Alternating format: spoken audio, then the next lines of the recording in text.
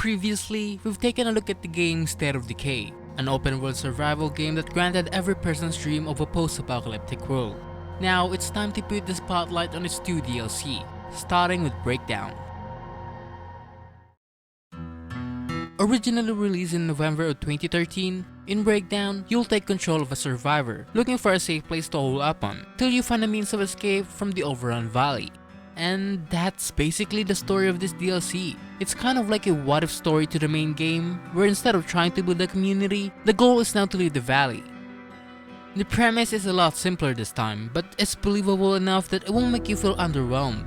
And the lack of a linear set of story will encourage you to tell your own in its post-apocalyptic world. And even without the larger story to tie everything together, there are still some missions to partake in. From the simple escort missions to fetch quests, so you've still got something to distract you.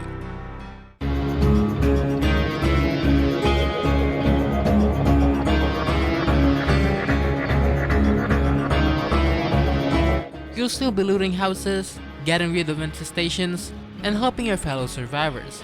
But there is now a much bigger emphasis on survival. In the first 10 minutes of the game, I saw my community getting attacked by 3 different hordes at the same time, and getting my character ripped apart in the middle of it.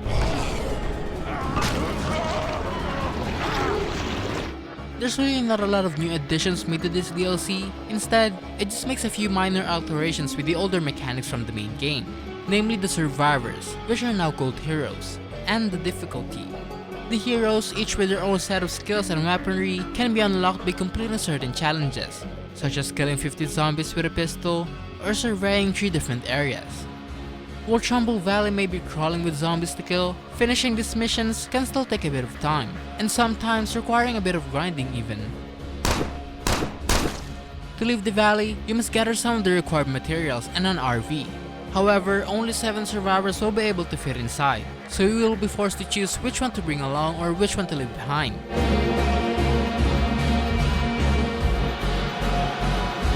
Should you keep the higher stats characters or the people who can contribute a skill to the group? And after picking, you'll now be on your way to the next world. However, it's still the same map, but the supplies have been respawned and randomized, so you will never run out of it. And the difficulty also increases with each quote-unquote world, with the number of zombies and special infected also increasing to add more challenge to the game.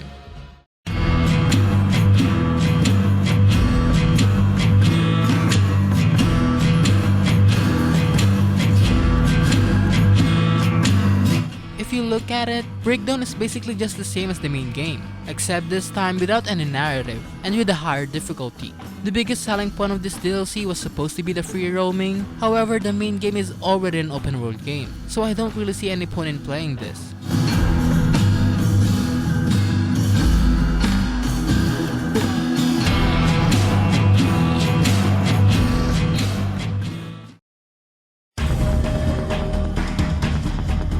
Lifeline, on the other hand, is the complete opposite of Breakdown, by including a new map to explore, a story to get invested to, and other new additions.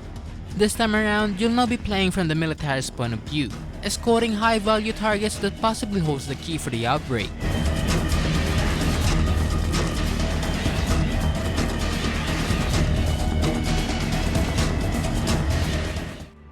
Lifeline's Danforth is an all-new map created exclusively for this DLC.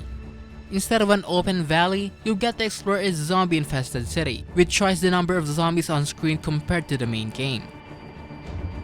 While I appreciate that they didn't just copy-pasted the same map from the main game, I can't help but feel disappointed. The new map is simply way too claustrophobic to maneuver around. The road is full of dead bodies and wrecked cars, making it very difficult to drive properly. I mean, the driving physics is already clunky, and then add that with the tight and messy road and you'll be seeing yourself crashing a lot. It's almost as if the new map is just an 80% one long straight road. There are still some houses and buildings to explore, but those are few and far between. And it'll take a huge chunk of your time and effort just to get to them, making it feel like the sense of freedom that you have from the main game or even Breakdown has been removed entirely. Not to mention how it's so foggy that it could easily be mistaken as Silent Hill.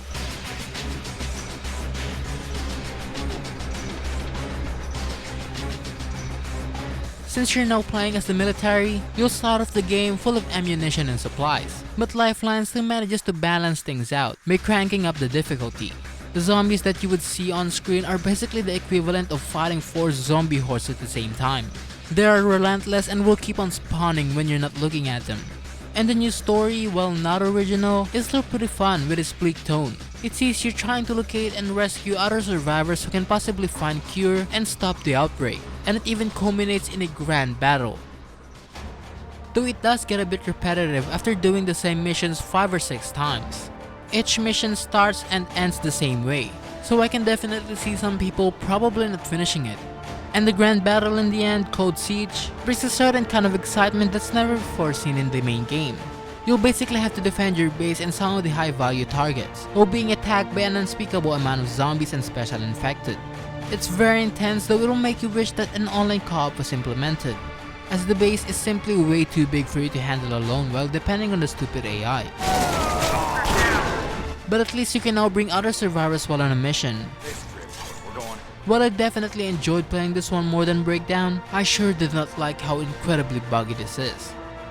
For the majority of the game, half of my survivors were sick and were basically incurable because of a bug. And the survivors seems to be a lot dumber this time around. Whenever I bring them with me, they're always having a difficult time finding the door of a car. And sometimes, they would even freeze up in the middle of battle, especially when I needed them the most. While Lifeline can be a bit of a mixed bag when it comes to its newest additions, I still enjoyed my time with it. Each of the 2 DLCs offers the same survival mechanics but different experiences.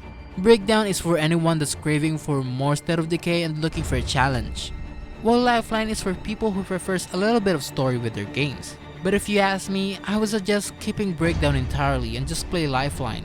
But either way, both are good expansion to State of Decay, and are included in a single package, the Year 1 Survival Edition.